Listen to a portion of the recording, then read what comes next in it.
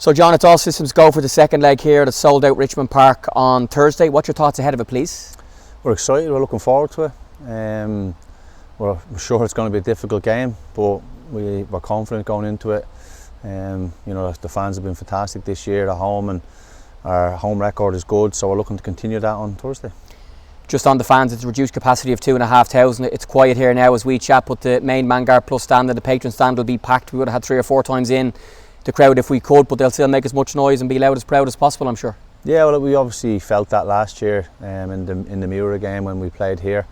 The fans were fantastic and they made a great atmosphere, and we were looking for the same again on Thursday, and I've no doubt that they will. They'll get right behind the players and ourselves to try and drive us forward for that win that we're obviously looking for.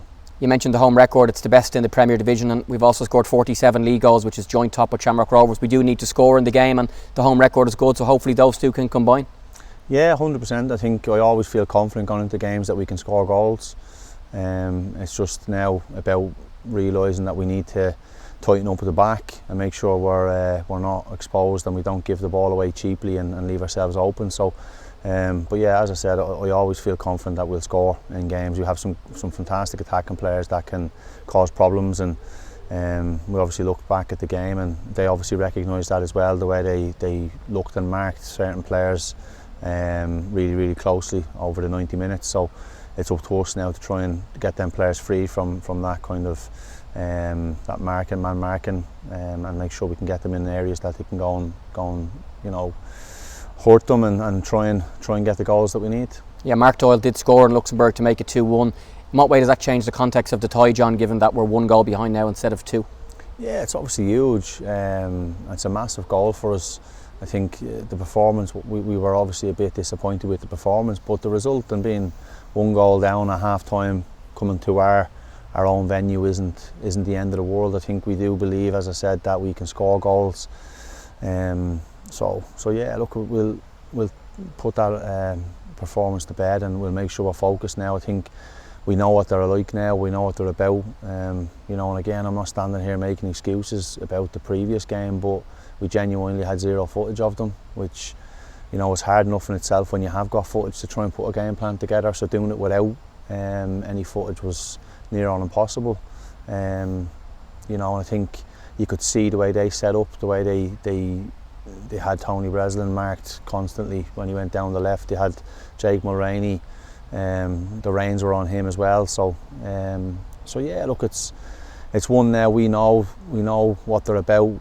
They have some very good players that we need to be mindful of, and we need to make sure we defend certain situations better.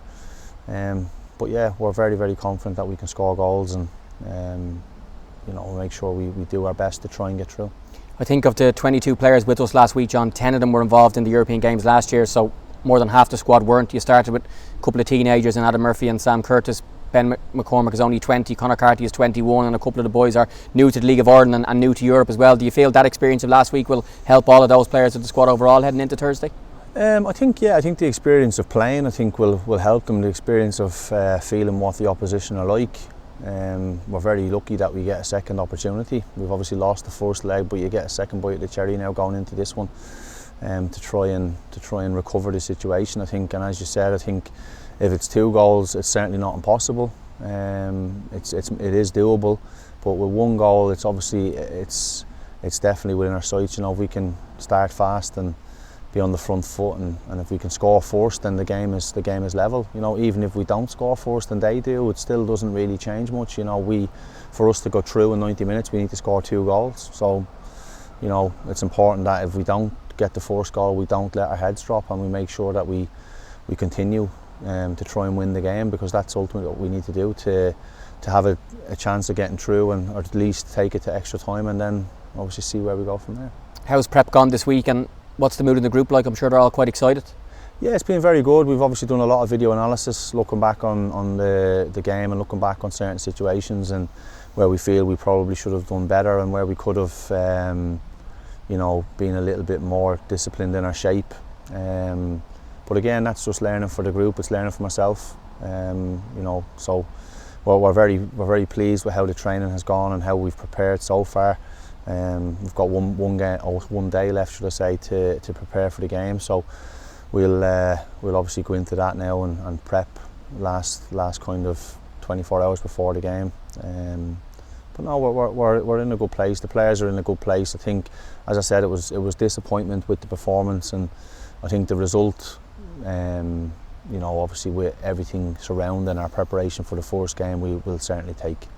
And lastly, just team news wise, Tom Gravosty, Axel Sjoberg, Cian Levy will miss out. Joe Redmond nearing fitness, but apart from that, it's a fully fit squad to choose from, which is always a nice place to be as a coach and staff and a manager. Yeah, 100%. I think it's great to see Joe back training with the group now, and he's not a million miles away, which is fantastic. And Cian and Axel are obviously stepping up their rehab, and they're probably due to be reintegrated into the group kind of over the next week or so, which again is great. It obviously gives you a lot more headaches as the manager to pick the team, and obviously Tom then is the longer term one, but it's great to have him in and around the group on a daily basis, where he's there. He's a great fella, great lad, and he's great in and around the rest of the boys. And you know, he's definitely one that I think he's able to travel now, so he's hoping that we go through so he can try and sneak on a trip as well. So but yeah, we need to obviously focus on Thursday, and we have a full, as you said, more or less a full squad apart from those guys.